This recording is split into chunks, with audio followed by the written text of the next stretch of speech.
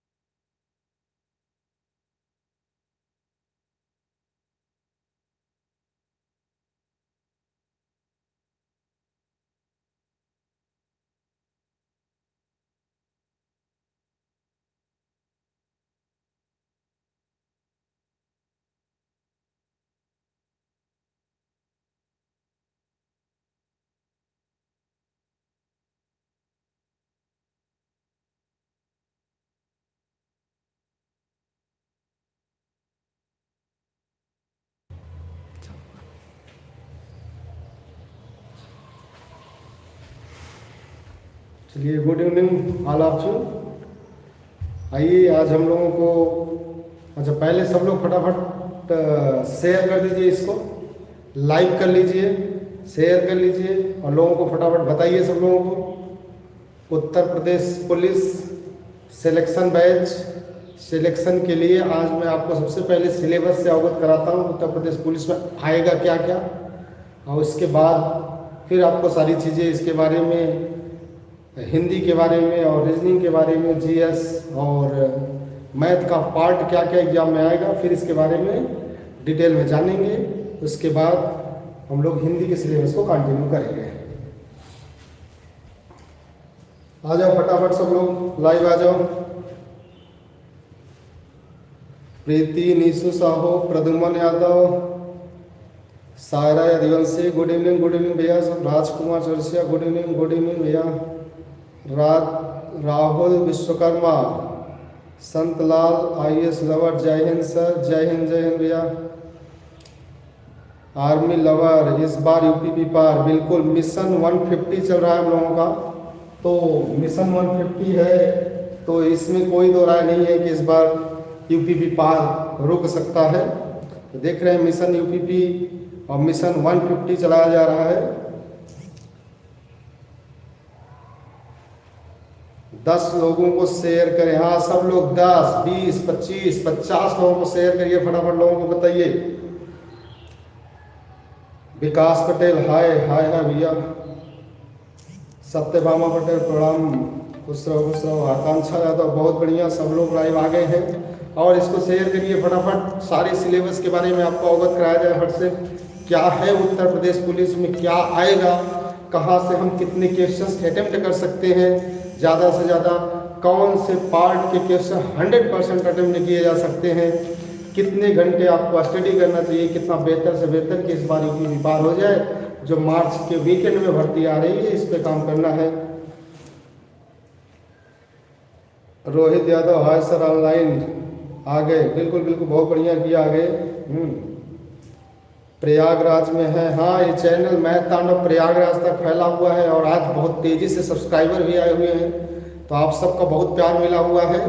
इसको आप और ज़्यादा शेयर करें, बहुत ज़्यादा शेयर करें और लोगों को बताएं, अवगत हो इस बार, जिससे इस क्षेत्र में मैथ तांडव यूपीपी तांडव तगड़ा छाया रहे।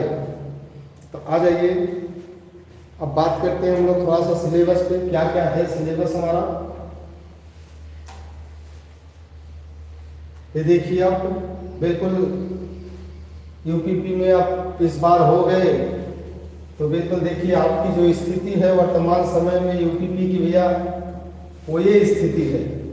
कोई आपको अभी पहचानने वाला नहीं है, जानने वाला है कि कौन है आप, लेकिन अगली पहचान जो आपका है इस रूप में होगी या ये मैडम के रूप में होगी। एकदम बढ़िया वर्दी पहन के मस्ती से रहना है। मिशन 150 जो है आपको पूरे टॉपेस्ट क्वेश्चन तक पहुंचा देगा। 100% क्वेश्चन अटेम्प्ट करने की क्षमता आप रखेंगे। तो आइए एक बार समझते हैं कि सिलेबस क्या है आपका, क्या क्या आपको पढ़ना है यूपीपी में। ये देखिए यूपी पुलिस का जो सिलेबस है भैया, यूपी पुलिस मिशन 150 में वो आपके जो क्वेश्चंस पूछे जाएंगे वो हिंदी से पूछा जाएगा, सामान्य ज्ञान से पूछा जाएगा, संख्यात्मक एवं मानसिक योग्यता मतलब मैथ से पूछा जाएगा, और जो है मानसिक अभिरुचि, बुद्धि लब्धि एवं तार्किक क्षमता। इस चैप्टर का जो नाम है वो काफी बड़ा है। ये रीजनिंग के साथ साथ बुद्धि लब्धि, मानसिक अभिरुचि, अभिरुचि का मतलब होता है हमारा इंटरेस्ट किस चीज में है, तो इंटरेस्ट की बातें भी इसमें हमको, जैसे पुलिस का वर्कआउट क्या है, दरोगा का वर्कआउट क्या है, वकील को क्या पावर है, आपको क्या पावर दी गई है, इन सारी बातों में मानसिक अभिरुचि में आता है। और एक तार्किक क्षमता जो है हमारा क्या है, रीजनिंग है। तो भैया 4 चीजों से सामान्य हिंदी, ये देखिए सामान्य हिंदी के क्वेश्चन कितने होंगे, 37 होंगे। और ये जो आपका सामान्य ज्ञान है जीएस पार्ट, यहाँ से आपके टोटल अटेम्प्ट ऑफ क्वेश्चन कितने होंगे, 38 होंगे। और संख्यात्मक एवं मैथ के पार्ट में 38, रीजनिंग के पार्ट में 37 है। यही इशू बना हुआ है कि मैथ के पार्ट से 38 क्वेश्चन आएगा या नहीं आएगा। तो भैया मैथ के जो 38 क्वेश्चन है इसी में से मानसिक अभिरुचि के क्वेश्चंस काटे जाएंगे। तो मैथ के क्वेश्चंस कट जाएंगे। अब आप कहते हैं कि ये रीजनिंग हो गई, रीजनिंग अपनी जगह 37 ही है, लेकिन ये मानसिक अभिरुचि जिसको रीजनिंग के अटैच पार्ट में पिछले वर्ष पेपर में पूछा गया, इसीलिए हम कहते हैं कि यहाँ से जो क्वेश्चंस है 37 नहीं लगभग 50 से 52 हो जाते हैं।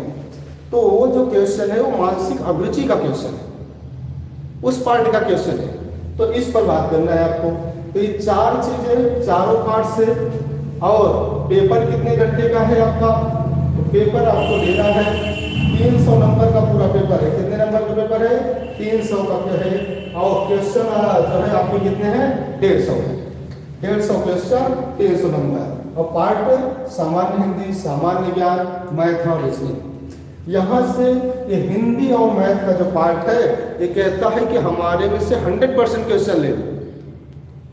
आधा 50% सिलेक्शन तो हमारा इसी पार्ट से है। तो हिंदी पे आपको बहुत मेहनत करना है। उत्तर प्रदेश पुलिस और यूपी SSSC का जो एग्जाम करवाएगा वो हिंदी की तरफ आपको फोकस करेगा। तो अब किस हिंदी का क्या क्या सिलेबस है, जीएस का क्या क्या सिलेबस है, इस पर भी थोड़ी सी चर्चा करते हैं। तो देखिए यूपी पुलिस में जो सामान्य ज्ञान से क्वेश्चन पूछा जाएगा वो इतना लेंदी है। सामान्य ज्ञान से जो क्वेश्चन पूछे जाएंगे वो इतना टोटल मैटर है। अब सामान्य ज्ञान से इतने क्वेश्चन जो पूछे जाएंगे, बहुत बढ़िया। Good evening sir, good evening, good evening. Alok Singh, नमस्ते सर, नमस्ते। बीएड एंट्रेंस की भी बात कर लीजिए। बिल्कुल बात कर रहे हैं राजकुमार जी, बीएड एंट्रेंस की भी बात होगी। तो पहले उत्तर प्रदेश पुलिस को डिटेल में समझा देंगे, लड़के बहुत ज़्यादा कंफ्यूज रहते हैं, तो इसके बारे में पहले हम समझ लेते हैं कि क्या क्या स्थिति है। तो देखिए जो हमारा ये पहला पार्ट है जीएस, जिस पे हम बहुत ज़्यादा फोकस कर देते हैं, उम्मीद से ज़्यादा पढ़ते हैं, वहाँ से क्वेश्चन निकालना थोड़ा सा मुश्किल है। एक तो सामान्य विज्ञान से भी क्वेश्चन आएगा, भारत का इतिहास, भारत के इतिहास से क्वेश्चन आएगा। और इतिहास पार्ट में जो है वो एंशिएंट हिस्ट्री, मेडिवल हिस्ट्री और मॉडर्न हिस्ट्री से क्वेश्चन आते हैं। भारतीय संविधान ये उत्तर प्रदेश पुलिस का सबसे मेन चैप्टर होगा, सबसे मेन सब्जेक्ट होगा, जहाँ से क्वेश्चन उठाए जाते हैं। और ये मानसिक अभिरुचि में भी काम आएगा। भारतीय संविधान और यहाँ से क्वेश्चन जो उठाया जाता है उत्तर प्रदेश पुलिस में, कोई एक आपका उठाया जाता है मौलिक अधिकार से, राष्ट्रपति से, या फिर अनुच्छेद 352, 56, 60 उठाया जाएगा, या फिर 52 से 60 उठाया जाएगा, 76 उठा लेगा, 148 से 151 उठा लेगा, 266 उठा सकता है। इस तरीके की बातें करता है। एक आपका भारतीय अर्थव्यवस्था एवं संस्कृति से क्वेश्चन पूछा जाएगा। भारतीय अर्थव्यवस्था एवं संस्कृति, इसका मतलब हो गया यहाँ इकोनॉमिक्स का पार्ट पूछा जाएगा। ये कृषि से भी बात करेगा, मिट्टियां कितने प्रकार की होती हैं, कौन सी मिट्टी उत्तर प्रदेश में है, कौन सी मिट्टी ज्यादा उपजाऊ है, इस बारे में बात करेगा। वाणिज्य एवं व्यापार से बातें होंगी।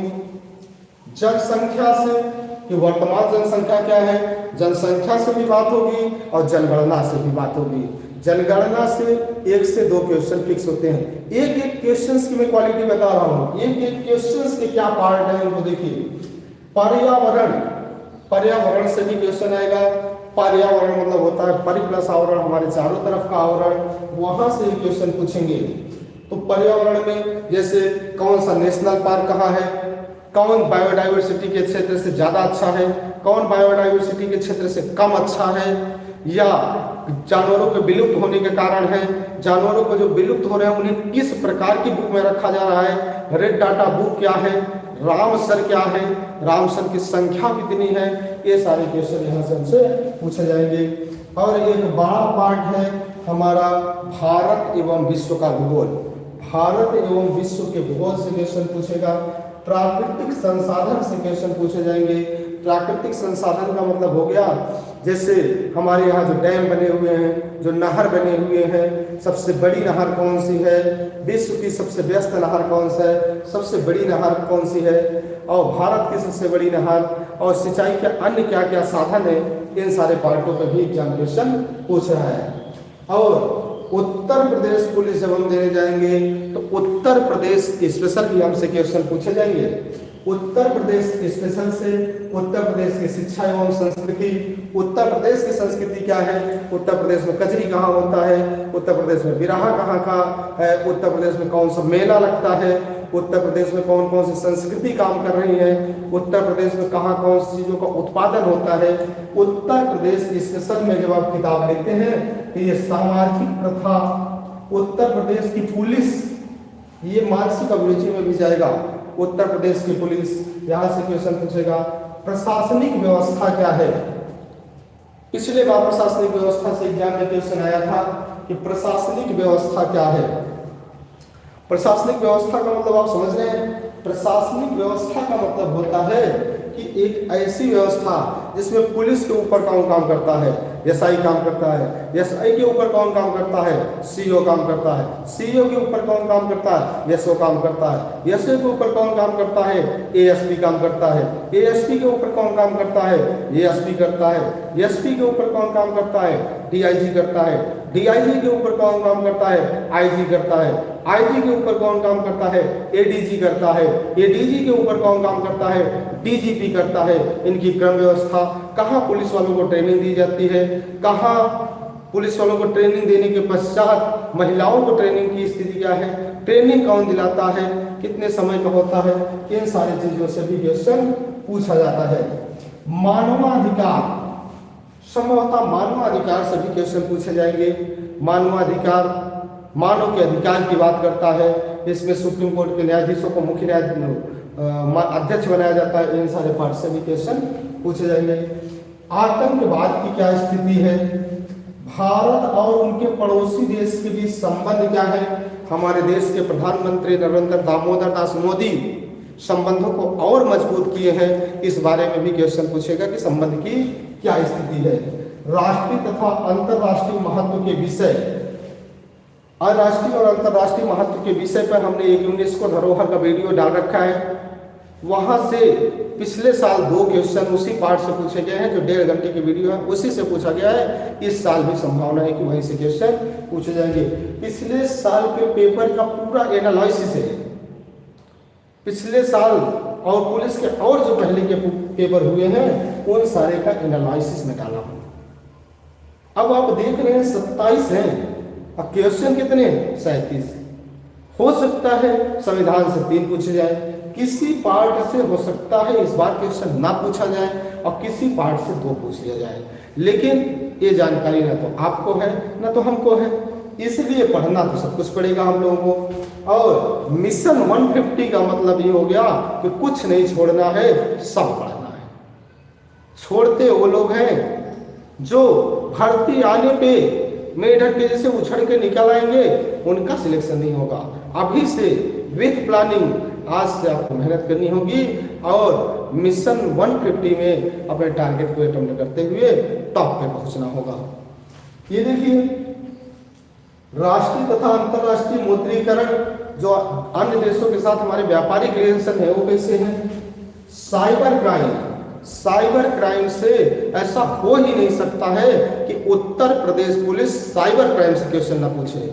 आज के क्षेत्र में अगर आप पुलिस बन जाएंगे तो आपके सामने सबसे बड़ी समस्या जो होगी वो साइबर क्राइम की होगी।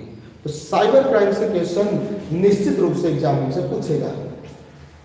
वस्तु एवं सेवा कर, अभी अभी जो पेपर देख के आए होंगे, जीडी वगैरह का देख रहे होंगे, जीएसटी, ये तो क्वेश्चन पूछे ही पूछे जाने हैं। अब मोदी के समय में जीएसटी का क्वेश्चन ना पूछा जाए ये तो असंभव है। तो क्वेश्चन जीडी में इसके भी जीएसटी एवं वस्तु एवं सेवा कर से भी पूछे जाएंगे। पुरस्कार से क्वेश्चन पूछा जाएगा, पुरस्कार एवं सम्मान, जो सम्मान हमारी गवर्नमेंट लोगों को दी है, आर्मी के लोगों को दे रही है, और पुरस्कार जो लोग पा रहे हैं उससे क्वेश्चन। देश की राजधानियां, हमारे देश के सभी प्रदेशों की राजधानियां, अन्य देशों की राजधानियां एग्जाम क्वेश्चन पूछेगा। उनकी मुद्राएं क्या है। और दिवस 22 मार्च, 22 अप्रैल, 22 मई, दिस इज वेरी टफ। ये सबसे बड़ा तकलीफ दे समस्या है, महत्वपूर्ण दिवस, यहाँ से भी क्वेश्चन पूछा जा रहा है।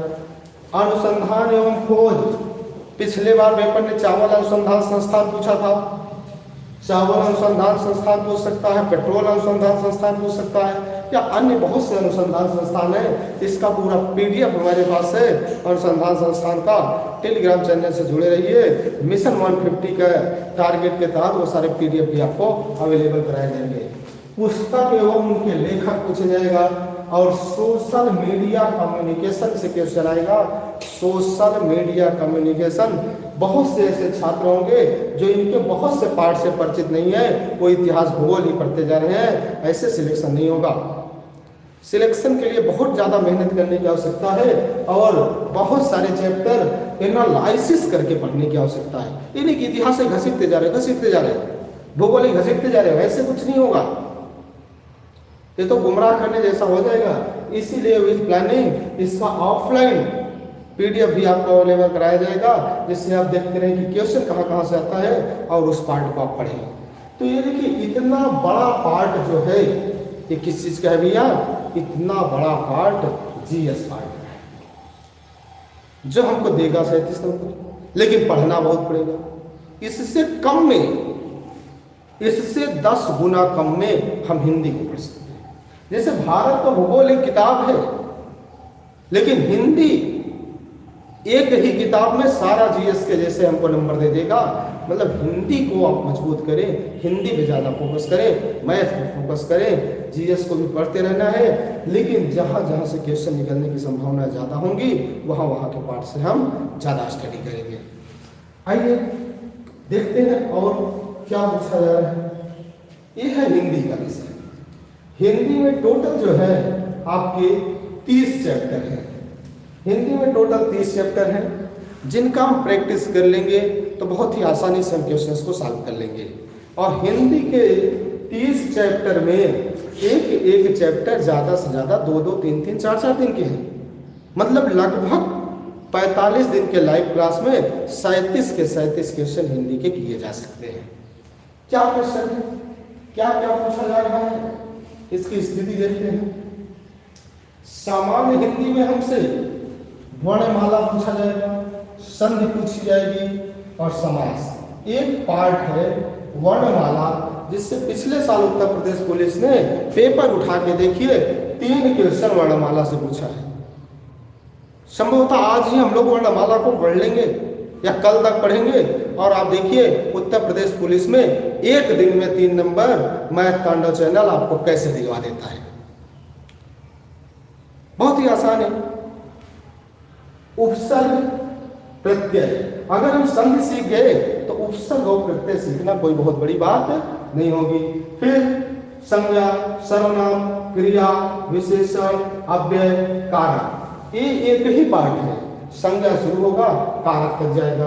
फिर लिंग पढ़ना है, वचन पढ़ना है, काल पढ़ना है, तद्भव तत्सम पढ़ने हैं। और अगर तद्भव तत्सम पढ़ते हुए हमारे शब्दों पर पकड़ मजबूत हो जाएगी और ये सारी क्वेश्चन, ये सारी पार्ट, चारों के चार पार्ट, तत्सम, तद्भव, पर्यायवाची, अनेकार्थक और विलोम, और ये चारों चैप्टर एक ही चीज की तरफ फोकस करते हैं, शब्दों पे पकड़।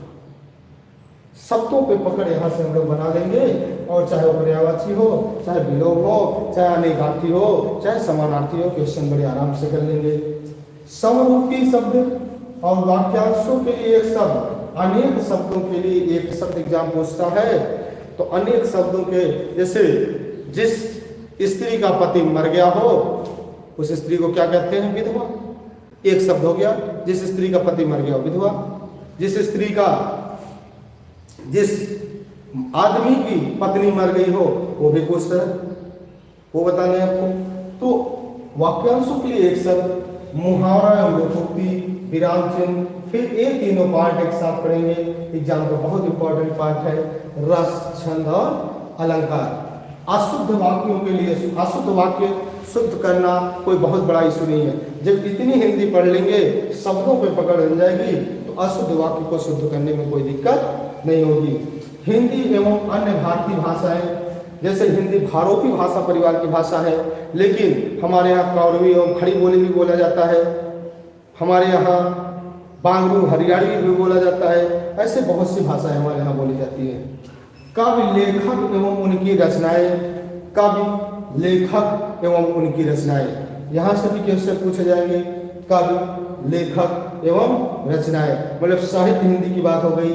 हिंदी भाषा में पुरस्कार और विविध पाठ जो बचा हुआ होगा उसमें पढ़ लेंगे। तो हिंदी में मैं आपको 37 में 37 नंबर दिलाऊंगा, ये गारंटी है मेरी। आपको बिल्कुल परेशान होने की जरूरत नहीं है, बस लगातार आप लाइव बने रहें। देखिए 37 में 37 क्वेश्चन नहीं आएगा तो आप मैथ तांडव चैनल से मिलिए, बिल्कुल आ जाएगा।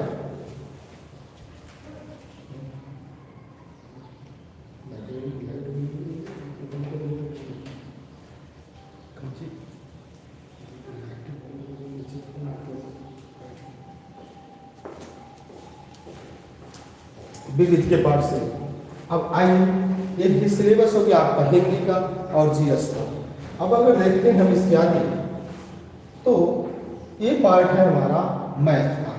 मैथ को हम लोग 3 पार्ट में करके पढ़ेंगे। मैथ का जो है मिशन 150 के तहत कितने पार्ट में करके पढ़ाया जाएगा? तो मिशन 150 के तहत मैथ को आपको 3 पार्ट में करके पढ़ाया जाएगा। और कोई भी पार्ट शुरू हो, ये सब अपने आप में एक अलग मैथ है और एक प्लानिंग से बनाया गया है। यहाँ से मैथ में तो गारंटेड मैं बता रहा हूँ, जितने क्वेश्चन आएंगे उतने question with number, with language question फंस जाएंगे। देखिए संख्या पद्धति,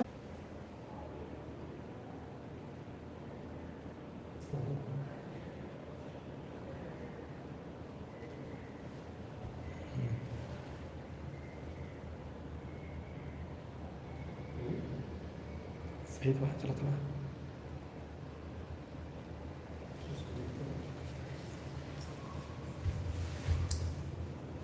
चलिए, कुछ टेक्निकल समस्याएं थी सर। हाँ, कथन एवं निष्कर्ष, कथन एवं निष्कर्ष से क्वेश्चन पूछेगा। तो कथन एवं निष्कर्ष से सभी वाले क्वेश्चन, कथन एवं पूर्वानुमान के क्वेश्चन पूछे जाएंगे। कथन एवं पूर्वानुमान, कथन एवं अवधारणा, ये तीनों अलग अलग चीजें हैं। कथन एवं निष्कर्ष, कथन एवं पूर्वानुमान, कथन एवं अवधारणा। इसके बाद एक रीजनिंग का पार्ट है नॉन वर्बल, चित्रात्मक रीजनिंग जो होती है उससे भी क्वेश्चन पूछे जाएंगे। नॉन वर्बल पार्ट से क्वेश्चन पूछा जाता है।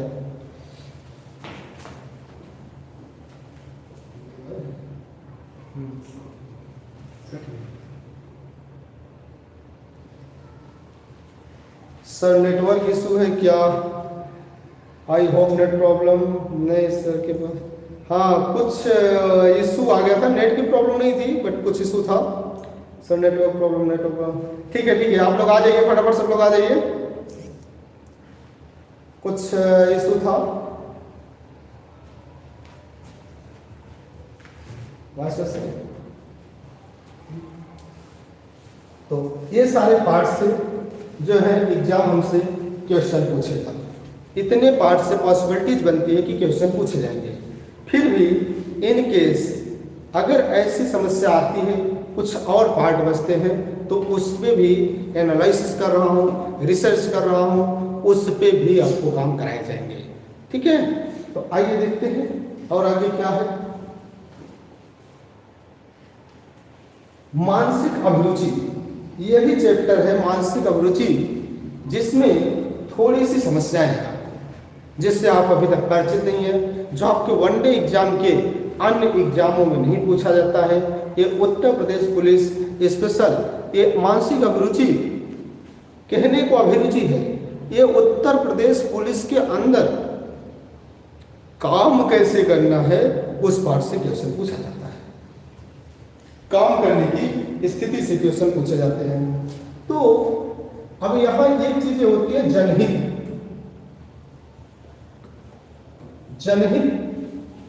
जनहित याचिका पढ़े होंगे या आप नहीं पढ़े होंगे, यूपीएसआई की जो उन्होंने तैयारी की थी उन्होंने पढ़ा होगा। आप इस पार्ट से तो डरिए नहीं, ये पार्ट मेरे मजबूती का पार्ट है। मैं LLB LLM इलाहाबाद यूनिवर्सिटी से हूँ, मैं इसको तोड़ तोड़ के आपको बता दूंगा। जो कहते हैं कि रीजनिंग बढ़ गई है, वो रीजनिंग नहीं बढ़ा है, रीजनिंग पार्ट में वो यही चीज जोड़ा गया है। तो जनहित से क्वेश्चन पूछा जाता है। कानून एवं शांति व्यवस्था, कानून क्या है और कैसे आप कानून व्यवस्था में कैसे आप शांति स्थापित कर सकते हैं, कैसे आप उस पर काम कर सकते हैं, इस पार्ट से क्वेश्चन पूछे जाते हैं।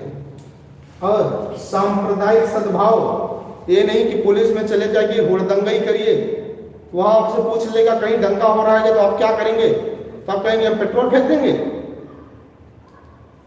ऐसा तो है नहीं। इसका मतलब कुछ तो आपको करना होगा। अपराध नियंत्रण, अपराध नियंत्रण से भी क्वेश्चन पूछे जाते हैं, कैसे कैसे अपराध को रोका जाता है। यहां से हमसे IPC और CRPC से भी एग्जाम बात कर लेता है।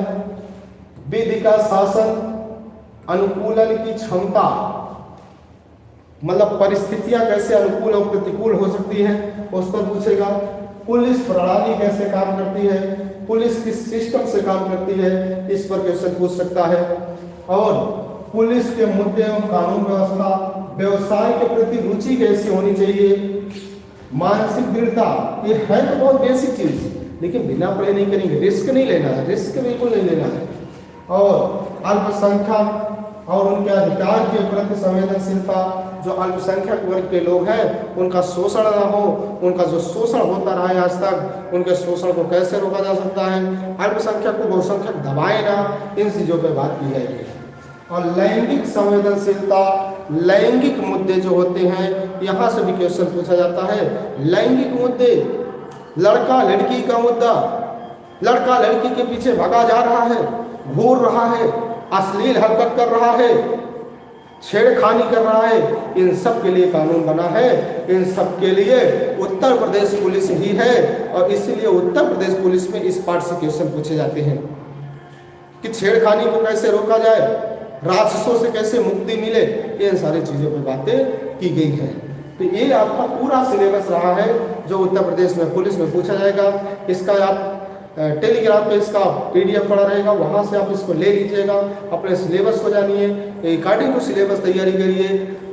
हर चीज़ का एक मार्ग होता है, और अगर आप मार्ग से जाएंगे, सिस्टम से जाएंगे, तो बड़े आराम से पहुँच पाएंगे। और दूरियां भी होती हैं, अब जैसे आपको यहाँ से यहाँ जाना है, इसका मार्ग ये भी है और ये भी है। अब आप किस मार्ग से जा रहे हैं ये आप पर डिपेंड करता है। तो आपको अपने कैरियर का निर्धारण खुद से करना होगा, और इसमें मेरा पूरा सहयोग रहेगा। मैं 100% सहयोग करके मिशन 150 को पूर्ण कराने का पूरा प्रयास करूंगा, और यदि आप हमारे साथ रहे तो ये टारगेट निश्चित रूप से पूर्ण होगा, इसमें कोई दो राय नहीं है।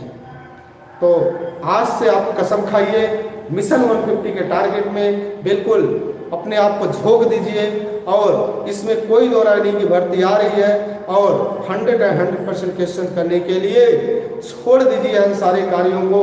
रिश्तेदारी जाना बंद कर दीजिए, नातेदारी जाना बंद कर दीजिए, मेहनत करना सीखिए, उनसे सीखिए मेहनत करना।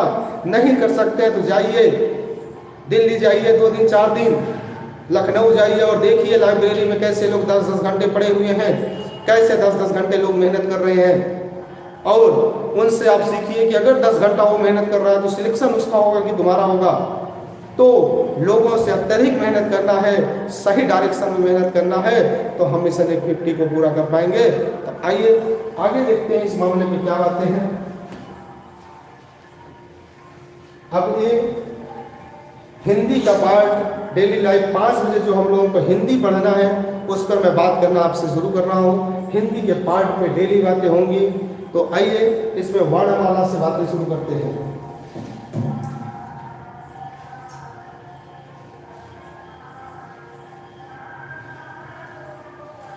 वर्णमाला, वर्णमाला चैप्टर बड़ा इंपॉर्टेंट चैप्टर है। यहाँ से 2 से 3 क्वेश्चन एग्जाम हमसे पूछेगा। तो ये देखिए वर्णमाला में बात हो रही है वाक्य की। वर्णमाला में वाक्य क्या है, लेकिन वाक्य से छोटा देखिए क्या है, उपवाक्य है। उपवाक्य से छोटा क्या है, पदबंध है। और पदबंध से छोटा क्या है, पद है। और उस पद से भी छोटा क्या है, अक्षर है। और अक्षर से छोटा क्या है, वर्ण है। और वर्ण से छोटा क्या है, ध्वनि। उत्तर प्रदेश पुलिस री कांस्टेबल एग्जाम 2018 ने यही क्वेश्चन पूछ लिया कि भाषा की सबसे छोटी इकाई क्या है। तो मतलब पहले ही लाइन से क्वेश्चन शुरू हो गया है, पहले ही टॉपिक से क्वेश्चन शुरू हो गया। तो आप देख रहे हैं जो वाक्य बोला जाता है उसकी, उस वाक्य की शुरुआत कहाँ से होती है, उस वाक्य की शुरुआत होती है ध्वनि से। कहाँ से होती है, ध्वनि से होती है।